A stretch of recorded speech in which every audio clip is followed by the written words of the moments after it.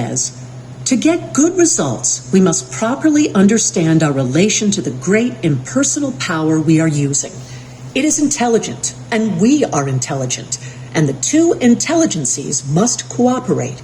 We must not fly in the face of the law, expecting it to do for us what it can only do through us, and we must therefore use our intelligence with the knowledge that it is acting as the instrument of a greater intelligence. And because we have this knowledge, we may and should cease from all anxiety as to the final result.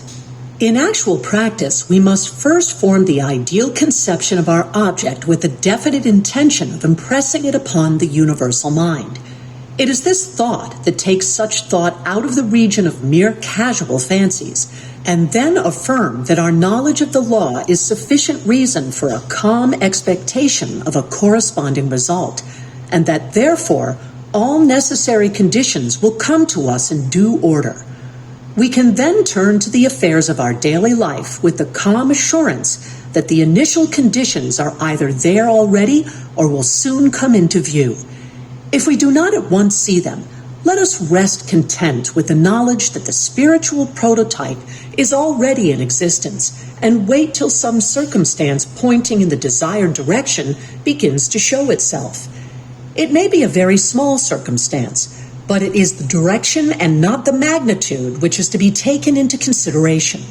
As soon as we see it, we should regard it as the first sprouting of the seed sown in the absolute, and do calmly and without excitement whatever the circumstances seem to require. And then later on we shall see that this doing will in turn lead to a further circumstance in the same direction, until we find ourselves conducted step by step to the accomplishment of our object. In this way, the understanding of the great principle of the law of supply will, by repeated experiences, deliver us more and more completely out of the region of anxious thought and toilsome labor, and bring us into a new world where the useful employment of all our powers, whether mental or physical, will only be an unfolding of our individuality upon the lines of its own nature, and therefore a perpetual source of health and happiness. A sufficient inducement, surely, to the careful study of the laws governing the relation between the individual and the universal mind. To my